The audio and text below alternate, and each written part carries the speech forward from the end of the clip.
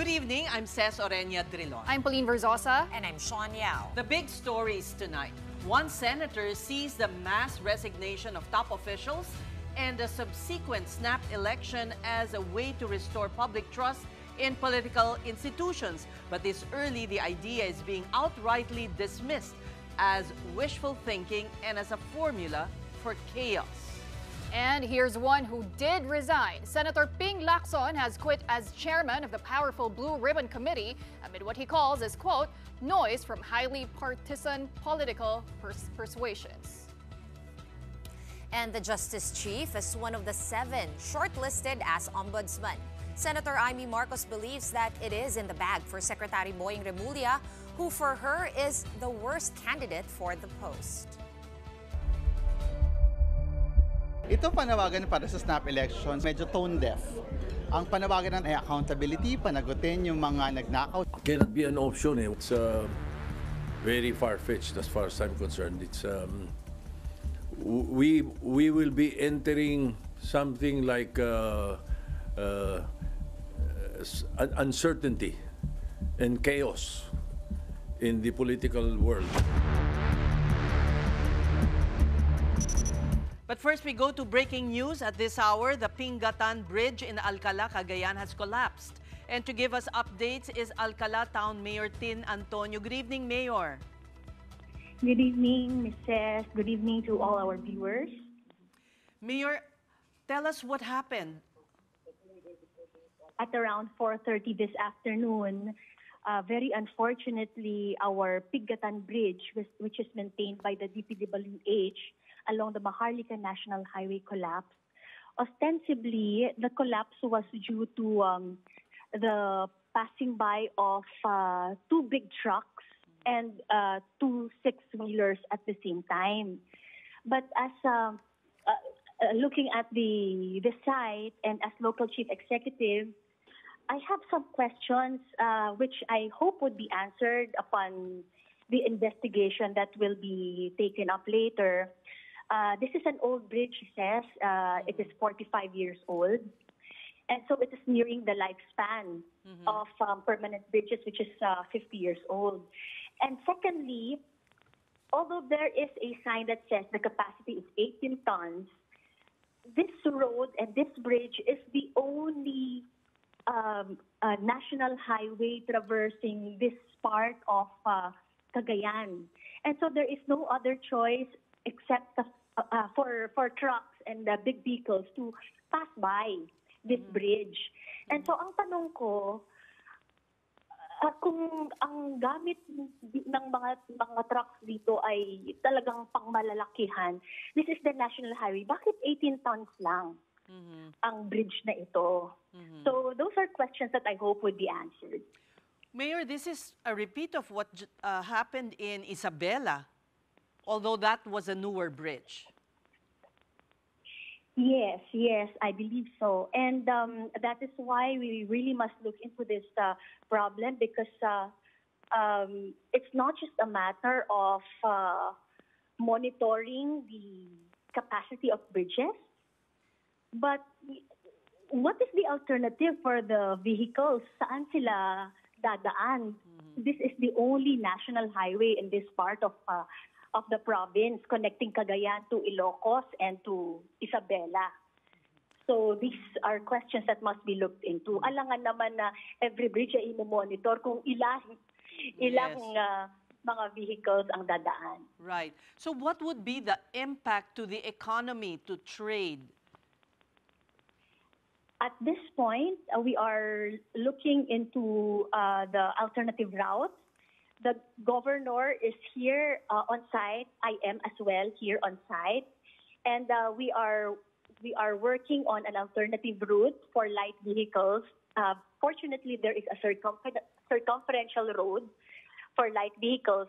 But for heavy vehicles, there's going to be a longer route. So the impact on the economy will be really negative, because it will hamper mobility, goods and services. And of course, as local chief executive of Alcala, the alternative route is a barangay road. So talagang mahirap for us to really maintain lalo na kung dadaanan ng maraming mga sasakyan na dapat ay traffic for the national highway.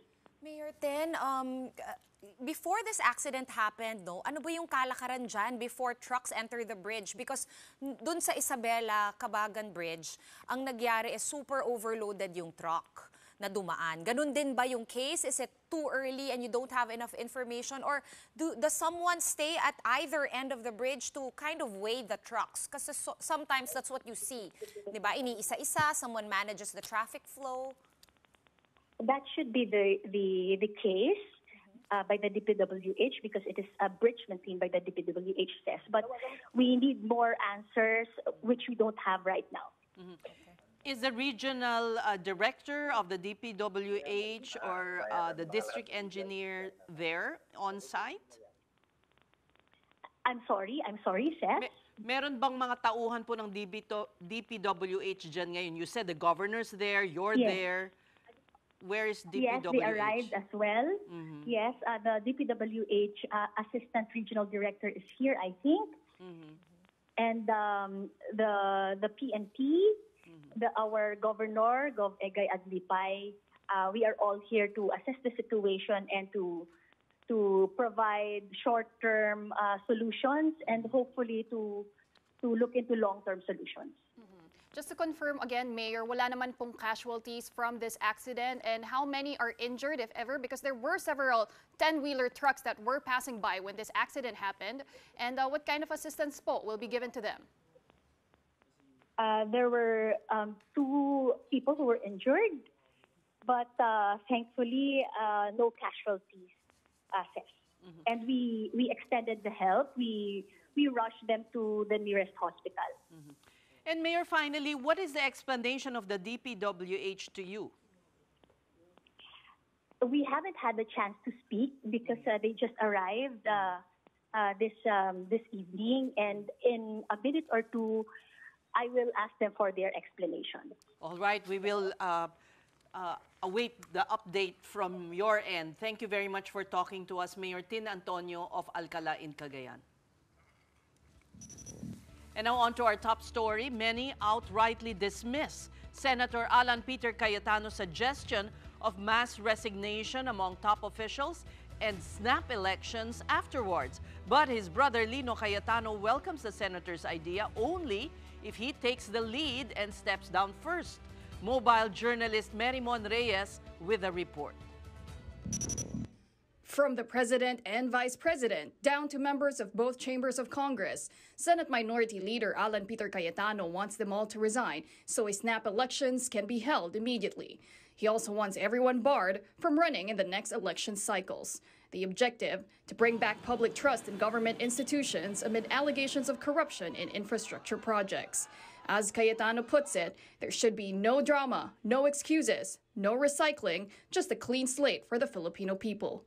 Cayetano's idea is about starting over, saying real change can only come from radical honesty and knowing when to step aside. The snap elections, though, was nowhere in the slogans uttered during the rallies on September 21, when thousands marched against massive robbery in national coffers and taxpayers' money.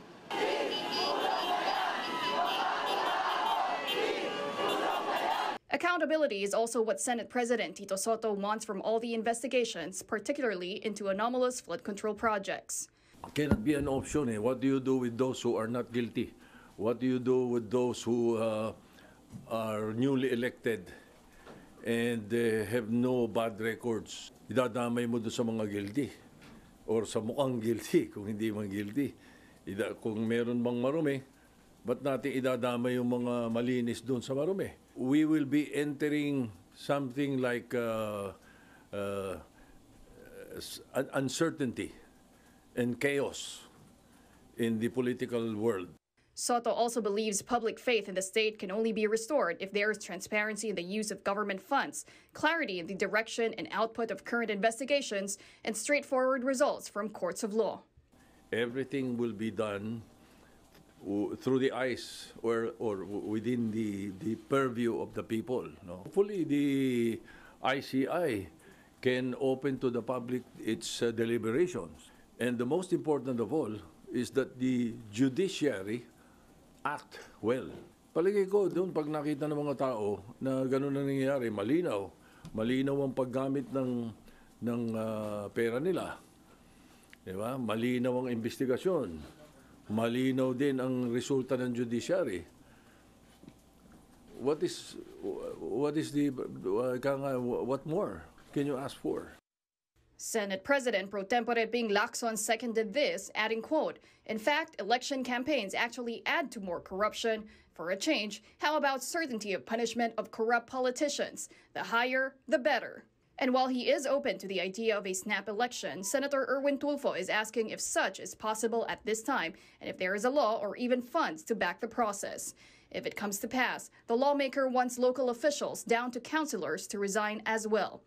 For Senator Cayetano's estranged brother, Lino, his sibling's proposal is a good idea if he takes the lead. In a lengthy Facebook post, the former Taguig mayor and congressman said, quote, "The Senate will function without the Cayetanos, while Taguig has a very capable vice mayor." Lino added, quote, "I will support further that no Cayetanos should run in 2028. Lahat tayo." Meantime, for COMELEC, snap elections are impossible at this point.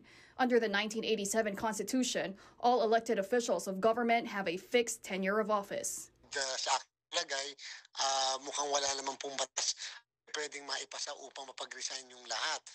The Philippines last witnessed snap elections way back February of 1986 between the late dictator Ferdinand Marcos Sr. and Cory Aquino. Dapat po natin isipin na yung panahon yun ay iba po kasi ang sitwasyon at iba rin ang legal regime ng mga panahon na yon. His father's namesake and now President Bongbong Marcos says he has no time for politics. At the lower house, reactions were swift. Ang panawagan ng taong bayan ay accountability, panagutin yung mga nagnakaw sa kaban ng bayan. Hindi eleksyon ang sagot dito. Baka nga dahil sa snap election na proposal, baka maka-evade pa ng accountability yung mga dapat panagutin. Bakit natin gagawin yon? Kita nyo naman dito sa Kongreso, tuloy-tuloy ang trabaho ng lahat ng mga mambabatas.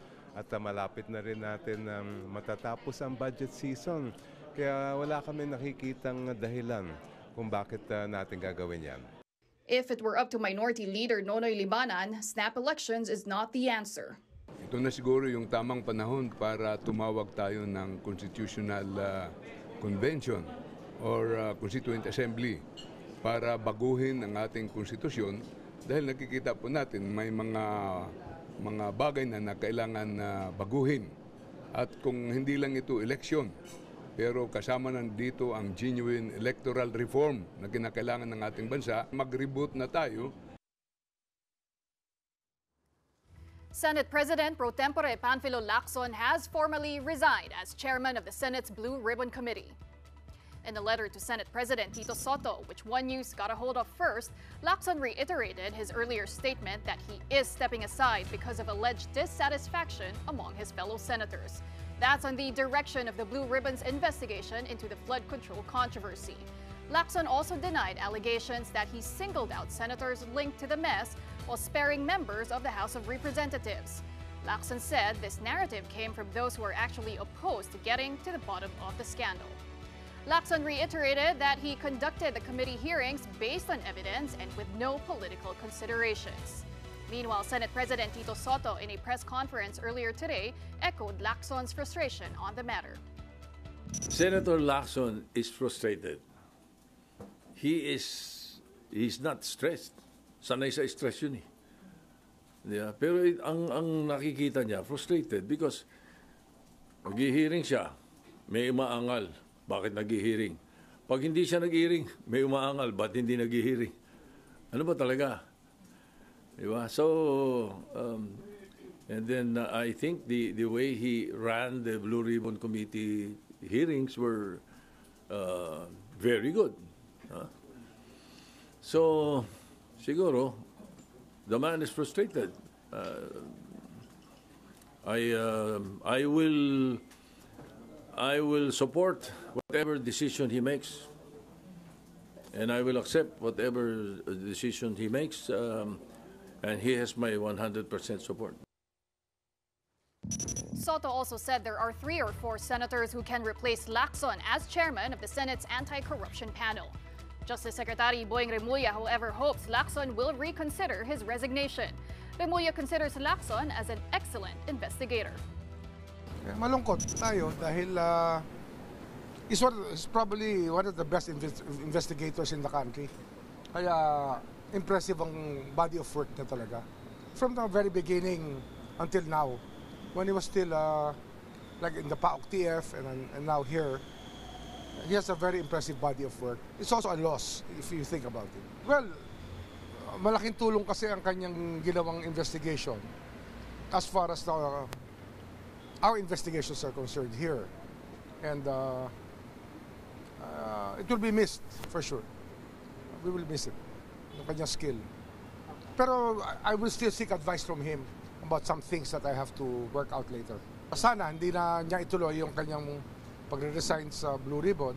But that's the business of the Senate. It's an independent body.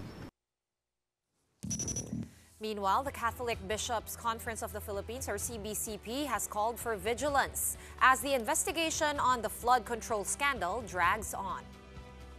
The CBCP said, after all that has been revealed in the probe, any move to change Senate leadership or redirect investigations at this point would just heighten suspicions of a cover-up. Hence, they quote, "We strongly oppose any attempt to preempt or derail the investigation through backroom deals, leadership takeovers, or selective justice." The CBCP likewise expressed support for the Independent Commission for Infrastructure, or ICI.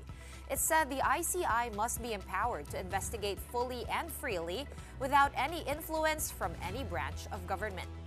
Meantime, CBCP President Cardinal Ambo David invited the Catholic faithful to a national day of prayer and public repentance amid calamities and corruption. This kicks off tomorrow, October 7, Tuesday, coinciding with the Feast of Mary of the Holy Rosary, and will continue until the Feast of Christ the King on November 23. And weighing in on the latest happenings at the Senate is former Senator Dick Gordon. Good evening to you, Senator. Good evening, Ms. Dulong. Long time no see. Welcome to the big story. I'm with Sean and Pauline. Well, you were a former chairman of the powerful Blue Ribbon Committee. I'm sure you're watching with interest how the Blue Ribbon is conducting its probe on the flood scandal. What are your thoughts? How are the probes being done? Well, they should be a little faster. I think they're on to some good leads. And even as they're on to some good leads, actually some cases can already be filed. I think they have enough evidence, or just a little bit more evidence, and cases can already be filed. But now we have the resignation of Senator Lacson. Would you have done the same thing if you were, in a situation like this, when your colleagues are upset with you because they feel that the investigation is targeting them? I would never allow my colleagues to influence my decision whatsoever. I'm there. I was appointed there to do a job, and I'll do my job, respective of who's going to get hurt. And I've done that. I mean, why should I be bothered by people who are afraid that they may be included? I mean, you're there to do a job. Do your job in accordance with your oath. So I'm surprised that Ping would even consider that. I'm sure there is some other reason for doing that, especially with all the intramuros going on, all the pending threats to remove again Tito Soto, who I think is doing a good job. There's got to be some stability in the Senate. But obviously, the Senate is divided into pro-Duterte and anti-Duterte. And do you think this big division, between the majority and the minority, do you think it's influenced the way that this investigation is being run and being conducted, from the change in leadership to the change of the head of the Blue Ribbon Committee? What kind of suggestions would you give the Blue Ribbon Committee chairman, Senator, in hindsight and based on your own experience?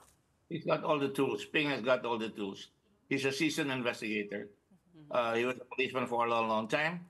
And he should not let these people bother him. What's important is that he does his job irrespective of who these people are. And I think he can do that.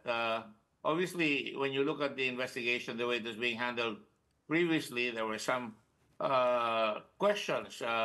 When it comes to mentioning Duterte, umiilag na kagad yung nag-iimbestiga nung una. Or for example, some of the witnesses are being protected. It would seem to some people of the some members of the public that there was an attempt to really protect or really get the couple to become witness protection when they're not really qualified to become members of the witness protection program. But what's different kasi, Senator, it's your peers eh. It's not just any government official here. It's like your co-members, your brethren from your own house. How difficult would that be? Yeah. They're all public officials. There's no difference. When somebody has done a job, that's why you have the ethics committee that you can go after your colleagues and let the cards fall where they may. I used to say that let justice be done, though the heavens may fall. That's the way you should handle it. Otherwise, don't accept it. Once you accept that, you must remember that you have to do what must be done. And you cannot be intimidated. You cannot be cowed, and you must do your job. And I think Ping knows what he's doing. I think gusto lang niya mapakita sa mga tao that there are some people who are trying to influence his judgment. And that's my thinking. Apart from protecting, like you mentioned earlier, no, and like a sacrifice in a sense for Tito Sen. I don't think he will sacrifice himself for the benefit of these people of Beelzebub. Okay, Senator. Well, one of the issues now being linked to the flood control controversies as well is the matter of insertions or amendments. And now it's being given a negative connotation because it is allegedly the source of corruption in Congress. I mean, during your time, Senator, was that always the case? Masama ba talaga ang insertions? All Congresses, all parliaments, they have insertions. They have congressmen, members of parliament trying to bring home the bacon. That's why they call it pork barrel. Hindi masama yun. Pero na lang, if you find out that the money was not spent at all, and they collected even if the job was not done, or it was done improperly, there was malfeasance. But it is perfectly legitimate for a senator or a congressman to pursue projects that will enhance his constituency or his proclivities, for example, for the arts or for whatever it is. That's allowed. Ang masama yung insertion na talagang ghost o talagang hindi, there's no intention to implement it. Otherwise, even when I was running for the Constitutional Convention, I was aghast because there was no pork barrel at the Constitutional Convention. People were telling me, ano yung gagawin mo? Bibigyan mo kayo ng karsada, yung tulay dito, hindi pa napapagawa. And I would say, no, that is not the job of the Constitutional Convention. What more so if you're running for Congress or the Senate? That was way back 1971. So yes, that's too very long ago. well, but Senator, nagkaroon rin kayo ng insertion or siguro tawagin nating amendment because this happened during plenary. No. Never? I tried to stay away from that. I had my pet bills. I would submit it, but I would not lobby. It's beneath my dignity to even lobby for that sort of thing. Okay, what about during your time? Would people call you government officials from the bureaus, different departments, to say, Sen, baka may papasama kayo? Because ngayon lumalabas na sa NEP pa lang nakapasok na, naka-pre-insert na. Did you experience? Wala lumalapit sa akin ng araw. Naging masama lang yan talaga. Let's go to the bottom of this. Number one, yung sinabi kong sistema, people will expect you to deliver on your promises or on the needs of the province.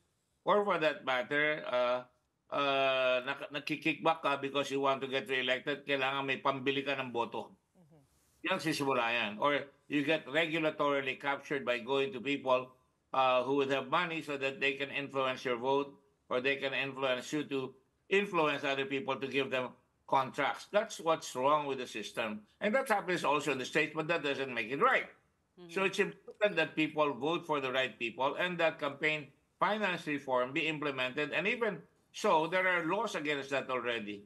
There have been convictions in the past for people who overspent. And ang problema is the COMELEC is very tardy or very slow. They're not aggressive. They don't show their teeth. So a lot of people get away with practically overspending or getting money from people they're not supposed to get money from. Senator, they may have staved off another coup, but it's still like a sword hanging over the group of Senate President Tito Soto. What do you think are the implications of this very unstable hold on the Senate leadership? I don't think it will be unstable. It will become unstable only when he is removed. Because who are you going to get? I mean, people keep telling me, dapat andyan ka. I'm not even going to indulge in that. The point is, really, we have a very strange Senate. Talagang sabi nga nila, ibang klaseng Senate ito. But that's the way it is. The people voted for them. Anong ibig niyong sabihin? Anong klaseng Senate ito? Well, hindi na yung talagang may formalidad, you know. For example, inalis nila yung, maybe it's to them it's form. Sa akin, you know, people, the Senate should wear barong Tagalog or formal suit para at least there's a semblance of respectability, and at the same time refrain from using, even calling, you know, your first name. Like, I don't want to be called Senator Dick. I would rather be called the gentleman from Zambales or Senator Gordon. But, you know, the informality makes it a familiar situation, and it brings down the respectability of the Senate. And then when you have people who when they debate, apparently do not research and want to pander to the public, bumababa ang tingin ng tao sa Senado. At makikita mo yung mga antics dyan. I don't have to go through that, but you know what I talk about. There are antics that happen in the Senate that shouldn't happen there. Let's go to the Farmally case, which you investigated and recommended the filing of charges. Pero hanggang ngayon, it's still pending. The case is still pending. The Sandigan Bayan wants to take over, I understand, from the RTC. So parang mabagal ang ikot ng hustisya. No, the Ombudsman filed the cases against, we filed the case, kami ni Liga Antiveros, no? Ako, ang filing ko all the way hanggang sa Presidente. Yes, pero walang nangyari. Because nga, in-appoint ng Presidente yung Ombudsman dati, and you know, hindi mo mawala yung utang na loob. I'm not surprised because a lot of people still consider utang na loob as something that they should do. And that's the way it is. So I'll just wait for the proper time. Now that a new Ombudsman is about to be appointed, it doesn't speak very well for us na parang naghihintay ka ng the winds of change will now get a fairer Ombudsman. But the point is, the fairer will be judged by the evidence that you present in the case. And I think there is enough evidence to convict all the way to the President. He has hanged himself. Ang tawag namin sa law, admissions against interest. And sabi niya, ako rin, nagnakaw nung araw, naubos ko na or something like that. O, yan kaibigan ko talaga yan. Yan si Michael Yang, investor yan. Yung mga pagdedefensa niya ganyan, yung minumura niya Senado, minumura niya kami. And then he says, ako nag-order na malipat yung pera para magamit yan. Siya naglagay nung sila Michael Yang. Siya naglagay nung sa mga tao niya, may Davao Mafia na nilagay dyan. And it's very obvious, for example, if you look at the withdrawal of money or how the money was taken out, you can see na talaga in one day, for example, they get 2 billion, the next day another 1 billion. And in 3 days, they practically got about 6 billion or 7 billion. So talagang hinahayan. Ang tanong, where, you know, when we investigate, where was the AMLA? You know, any untoward withdrawal should be immediately investigated by AMLA. That's what they're there for. They are the sentinels, all right? Or for that matter, may admission na against interest, the NBI, yung mga nakikita natin, yung mga coaching binili nila yan. Where was the BIR? Namili sila ng mga kotse, wala namang gumalaw, di ba? Even now, gano'n rin kala Bryce, dito kala Alcantara, ang gaganda ng kotse, itong mga mag-asawa, nahuhuli palagi ang BIR, mukhang huli ang aksyon. Paano? So, Senator, paano tinitignan nila kung sino ang nagpuproteksyon sa mga taong ito? So, ngayon, you will revisit this case pag may bagong ombudsman na? No, I intend to file the case at the proper time. Alright. Makikita ba ako sa ingay? Ang ingay na eh. May ingay na mag-i-eleksyon. Magre-resign lahat. Ingay yan. Mawawala yung focus ng tao doon sa nag-uusapan. You in media must not allow the antics of some politicians to try and remove the spotlight from the focus of the investigation. And what is the focus of the people? Get the bad guys out, get the rascals out, send them to jail, and that's what the focus must be. We thank you for joining us tonight, former Senator Dick Gordon. We're just going to take a quick break, but coming up, Secretary Boying Remulla is said to be a shoo-in as next ombudsman, but the Justice Chief believes anything can still happen. We have that story and more when we return. Keep it here on One News.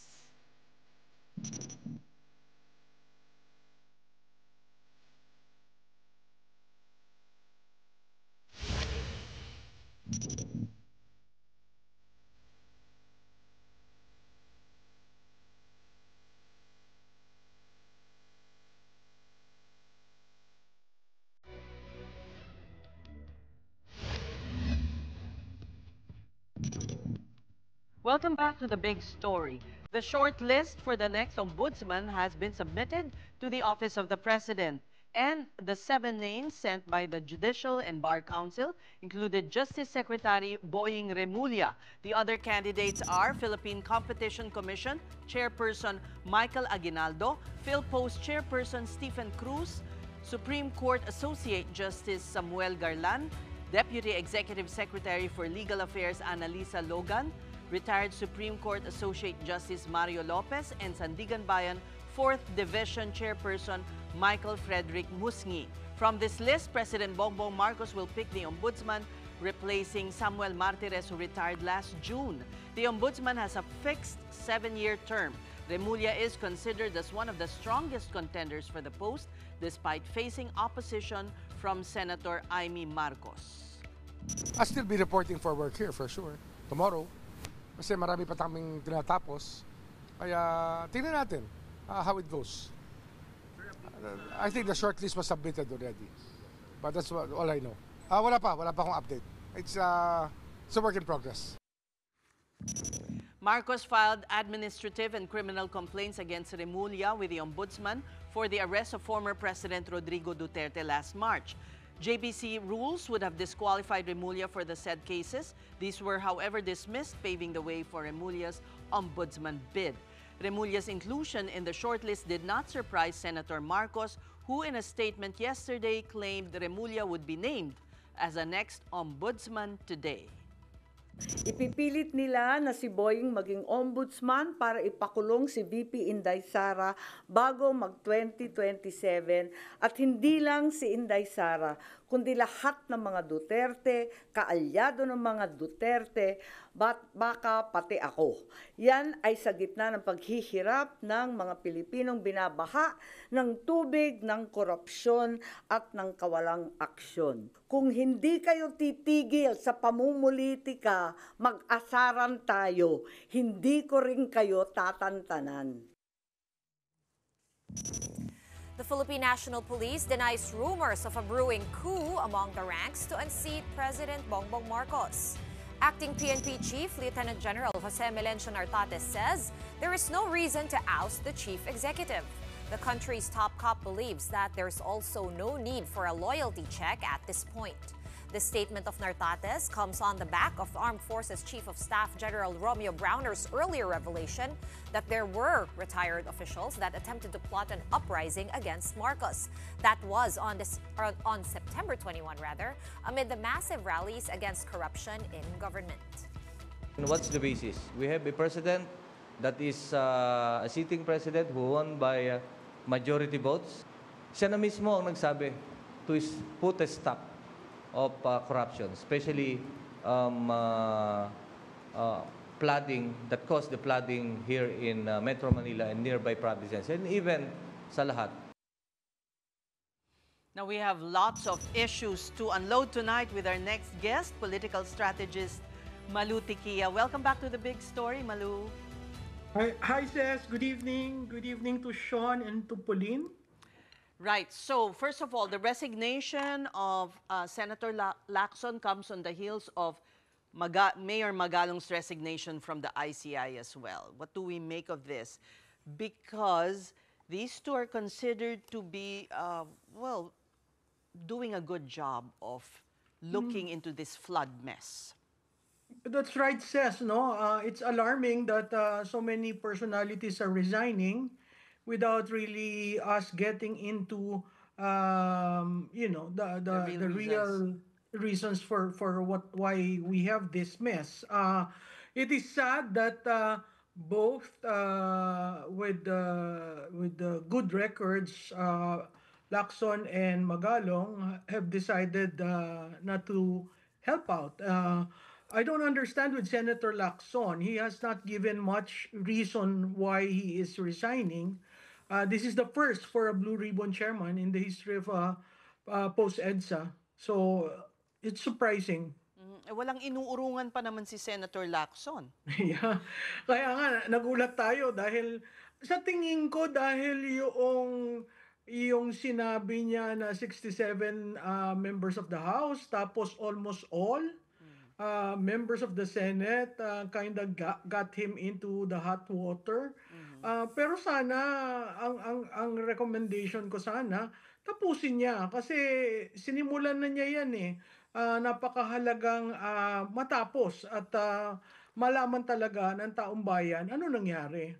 Well, there is that observation. I believe it was Senator Drilon who had said that it could have been a king's gambit protecting the Senate president. That's right.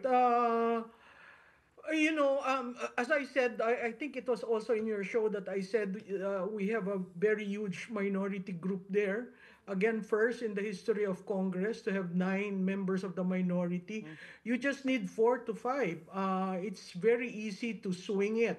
Ang problema yata dun sa minority, wala silang mapili kung sino mag-head. I mean, there are rumors of an Alan Cayetano or an Amy Marcos, but let's see how it turns out. And interestingly, it is very strategic that session was suspended until October 10. So, lahat ngayon ito walang outlet kasi walang plenary.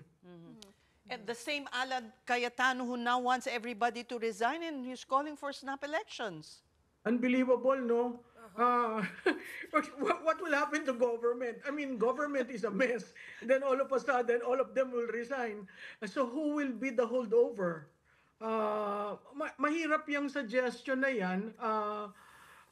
Siguro, let's go through the process of what is in the Constitution. And having a snap election at this time is not good for our economy.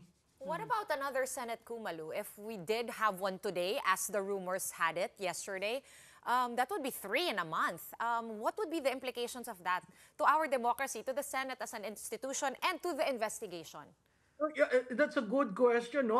Ang Senado, very stable yan from 1987 to before the 19th Congress. Stable yan. The Senate gives the rhyme and reason to control the House for its successes, even in terms of legislation. So ngayon, itong biro mo tatlo na Senate President in a span of what? Since the opening. Yeah. Diba? So, nakakalungkot kasi people might say, mag-unicameral na lang tayo para hindi kayo magulo.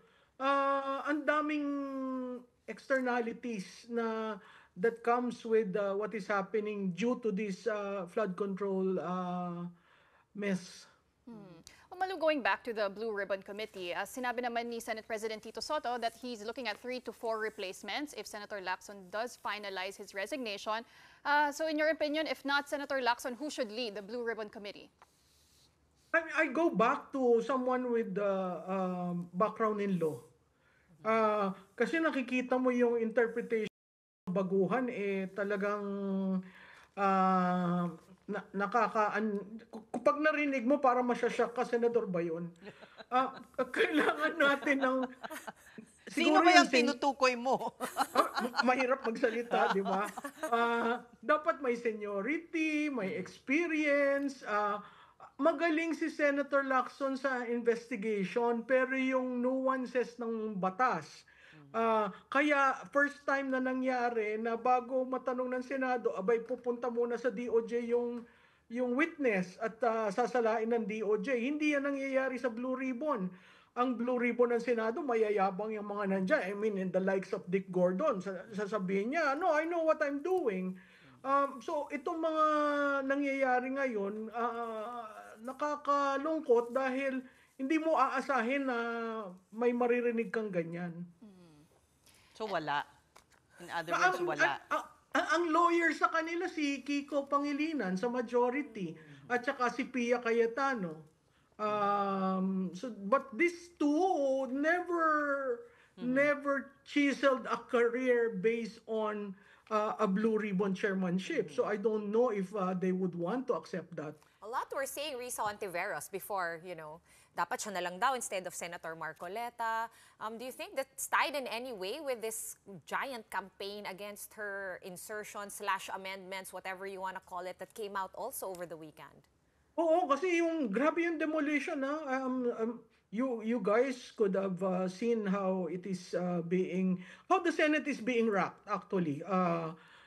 And it's sorry to see that because yung House of Representatives walang nangyayari. Diba? Samantalang yung insertion, nagsimula sa kanila.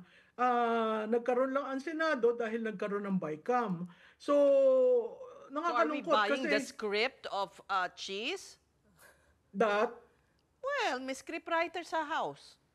well, lahat naman sila scriptwriter eh. Diba? Depende lang kung sinong paniniwalaan ng tao. Pero ngayon, ang tao galit. Kaya nga sinasabi ko dun sa iba kong mga kakilala dyan, ay, magtrabaho na kayo, seryosohin nyo yan. Kasi, really, pag makita mo ang mga survey results, makikita mo yung galit ng tao.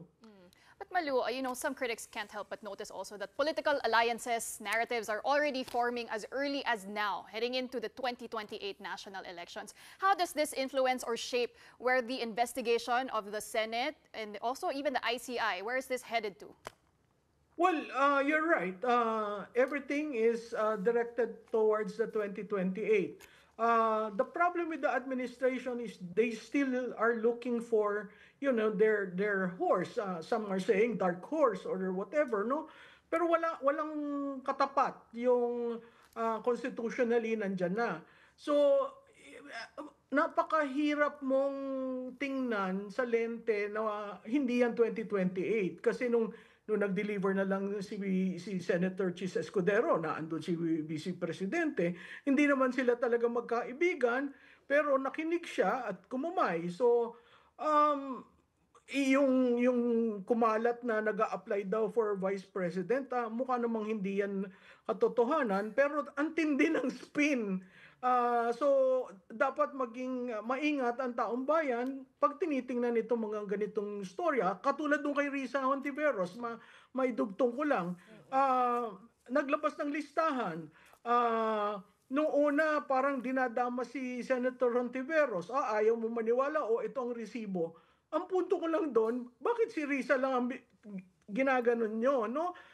Kung gusto nyong magpakitaan ng mga resibo, dapat buo na. Para ang taong bayan nakikita, ay nako, talagang may malalang nangyari na mahigit sa 1 trilyon ang nawala.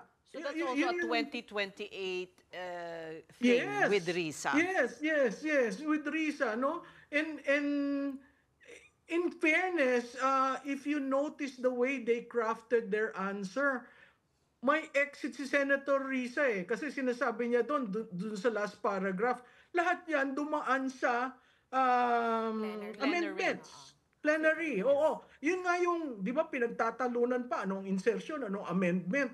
Yung amendment dumaan sa plenaryo. Yeah. Ang insertion, walang third reading. Yeah. Di ba? Klarado yun. Malu, dikit ko lang to sa tweet mo kahapon, no? Babasahin ko yung tweet. You said, if you received a copy of the alleged insertions by the Senate in GAA 2025, please use caution in sharing because an operation is being made to rock the Senate.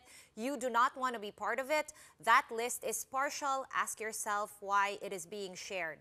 And ask why the HOR, House of Representatives, is not. Be wise. Can you give us a little bit more clarity on this? Well, essentially, that list, there were several people who received the list. And you will be shocked because what was given is just Senator Hontiveros. So, pag nakita mo yon, talagang pinupunto si Senator Hontiveros. Bakit? 'Di ba? Ano bang ginawa ni Senator Hontiveros kaya inaatake? Ba't hindi ilabas ang lahat, 'di ba? So after noon, merong ibang enterprising na naglabas ng listahan ng mga senador kung magkano. Ah, Napakahirap 'yon tingnan kung hindi talaga galing sa official list. May official list naman yung both houses nasa APRO at nasa Finance. Yun nga lang, ayaw nilang ilabas. Yes. So kung ilalabas nila yon, mas maigi para dito sa flood control. Because may tatamaan nga, mabubuko. Ayun nga. Tamaan na ng matamaan. Biro mo, 1 trillion naman yung nawala. Isus Ginoo. Hindi ko what alam kung, di ba? That's what Senator Gordon said rin. All right, let's go to what is said to be already a fait accompli. Ombudsman Boying Remulla, incoming supposedly Boying Remulla. Well, the reason, I look at 3 from the 7 names that were from the list that was submitted to the Office of the President. There are actually 3 who stood out in terms of the votes they got from the JBC. There's Michael Aguinaldo, whom we know served during the time of President Aquino as COA. There is Desla Ana Logan, who is very close to the First Lady and is incumbent in the Office of the Executive Secretary. And of course, Secretary Remulla. No, si Aguinaldo got 6, which is the highest. Yeah. I don't know if that will be a metric for the president to consider. But considering that there was an undocketing order issued by the current ombudsman, which actually swept all the issues, all the cases filed against Secretary Remulla from September 9 to 16, that actually paved the way for him to receive a clean bill of health. Now, what are the chances? Mismong kapatid na ng Pangulo nagsasabi, ito na, siya yung mahahalal. Why is it very important?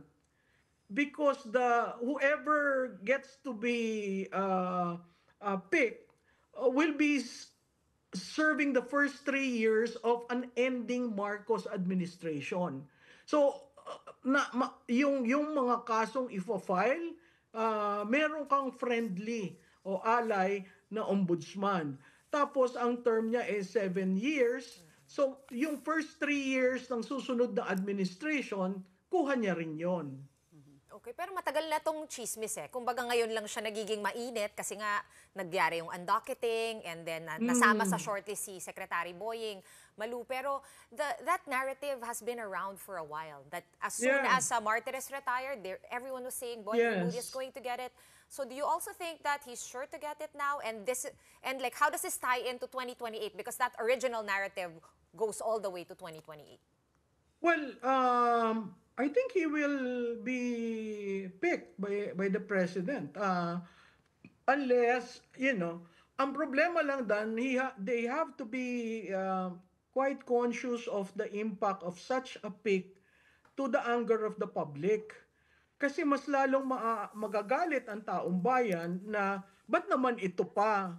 Pwede mo naman kunin yung iba. I mean, there's a very good guy, si Sandigan Bayan Associate Justice Michael Musni. He is already in the system So alam niya kung Sandigan Bayan, sa ombudsman ka, alam niya kung paano aayusin yung mga problema sa ombudsman.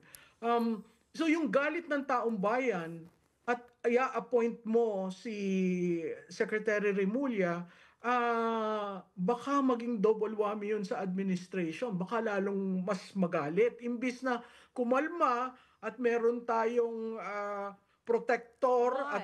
Why? When he hasn't been involved and he has been actually saying the right things, he's been vetting the witnesses from the Senate Blue Ribbon Committee, why do you think there will be a backlash? Si Boying Remulla represents the administration. He was there. He was the SOJ when former President Duterte was shipped to The Hague, and he justified everything as being legal. So that's one. Secondly, what happened to his son? Third, Remulla name in Cavite is not Lily White. So when you look at things, you need an ombudsman who can do the job and without much political baggage. So either Michael Aguinaldo, who appears to be a technocrat, and this Desla Ana Logan might probably be in contention if they check the pulse of the public in terms of getting Secretary Remulla as ombudsman. All right. We'll see what happens. We'll see. Abangan. We thank you so much. Thank you. Tikia, political strategist, thank you for joining us again on The Big Story.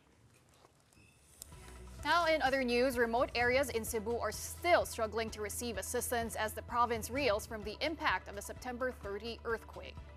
In the island village of Gibitngil in Medellin town, frontliners have to brave strong waves to reach affected families. Victims' houses were severely damaged, with some are relying on tents for shelter. At least 71 individuals died during the magnitude 6.9 tremor, as per the latest tally of the NDRRMC. More than 6,000 aftershocks were also recorded. Right now, residents are still asking for more aid. Kailangan namin ma-repair namin yung bahay, sir. Sa mga senador dyan sa Malacanang, tulungan nyo kami dito. Wala kayong pera. Kasi wala kaming pera sa ngayon. Meantime, Pope Leo XIV has offered prayers for Cebu quake victims. The pontiff expressed solidarity with Filipinos after a mass at St. Peter's Square. He first extended condolences through the papal nuncio on October 2nd. CBCP News said Pope Leo, former Augustinian Superior General, has visited Cebu 5 times. Nella sera di martedì 30 settembre, un forte sisma ha colpito la regione centrale delle Filippine, in particolare la provincia di Cebu e le province limitrofe. Esprimo la mia vicinanza al caro popolo filippino e in particolare prego per coloro che sono più duramente provati dalle conseguenze del terremoto.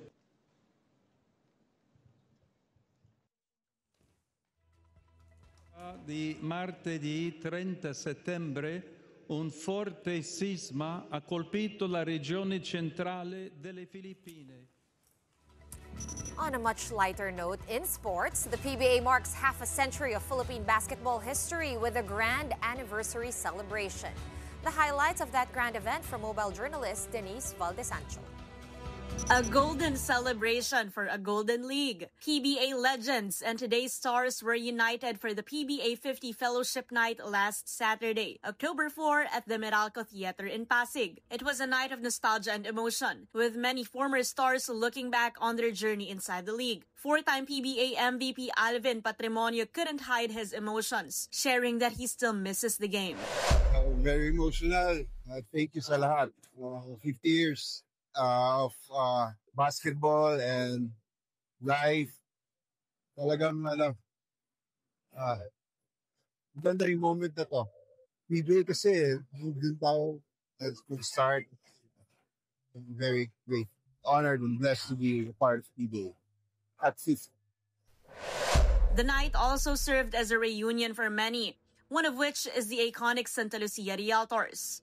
Present in the homecoming are former teammates Marlo Aquino and Kelly Williams. Kausap ko lang si Kelly Williams. Alos nagkasabay kami. Until now, naglalaro pa rin siya. So, masaya na makita yung mga dating kasamahan din, mga dating kalaro din. Meanwhile, San Miguel legend Hector Calma shared his hopes for the future of the league. Well, I think more teams that are... We should have more teams to enter the PBA.